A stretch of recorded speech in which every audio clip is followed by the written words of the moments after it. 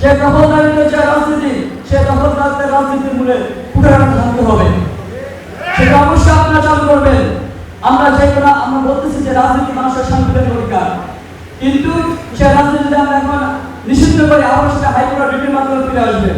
আমরা বলতে চাই ক্যাম্পাসে দলীয় লেজুর ভিত্তিক কোনো ছাত্র রাজনীতি হবে না, ক্যাম্পাসে দখলদারিত্বের কোনো রাজনীতি হবে না, ক্যাম্পাস হবে দখলদারিত্ব মুক্ত, ক্যাম্পাস হবে ছাত্র সংসদ নির্ভর ক্যাম্পাস হবে। সেখানে মানুষের ছাত্র প্রতিনিধি থাকবে, ছাত্রের বান্ধব কাজ করবে, শিক্ষার্থী বান্ধব কাজ করবে, সুষ্ঠু শিক্ষা পরিবেশ গড়ে তুলবে। আমরা আপনাদের জন্য আশা করি, আপনারা আশা আকাঙ্ক্ষা চাই। আপনাদের জন্য বসে আছে আমাদের যে শহীদ ভাইরা, শহীদ পরিবারের তাকিয়ে আছে আপনাদের দিকে। বন্যায় আমরা ভাসিয়ে নিয়ে যাব, সেই প্রত্যয় আমাদের মধ্যে রাখতে হবে। আর যদি আমরা সেই প্রত্যয় না রাখতে পারি, তবে আমাদের শহীদদের যে অভিশাপ, সেই অভিশাপের জন্য প্রস্তুত থাকতে হবে আমাদের। এই পর্যায়ে আপনারা কোনোভাবেই নিজেদের মধ্যে বিভেদ ঘটাবেন না।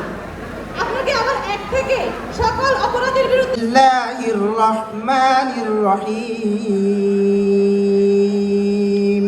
আমরা কোনো রকম অন্যায়কে প্রশ্রয় দিব না, কোনো রকম ফ্যাসিস্ট সরকারকে ক্ষমতায় আসতে দিব না। আর এটার জন্য প্রয়োজন আমাদের ঐক্যবদ্ধ হয়ে থাকা। সমন্বয়ক আলী আহমেদ আরাফ।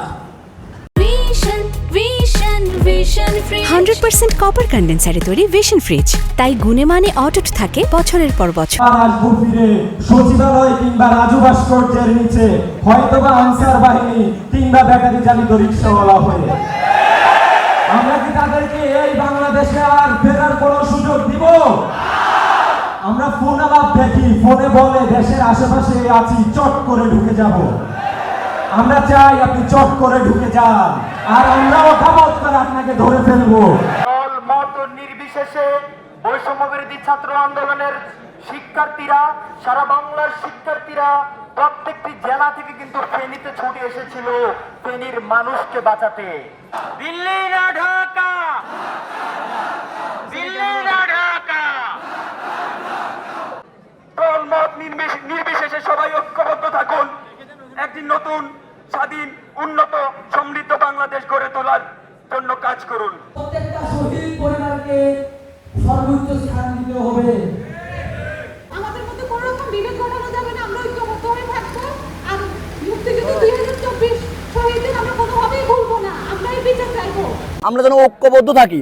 পেশিবাদ বিরোধী যে আমরা আন্দোলন করেছি, ওই আন্দোলনের পরবর্তীতে যে আমাদের সামনে দিনগুলো আছে, এগুলোতে আমরা ঐক্যবদ্ধ থাকি, যেন কাজ করি।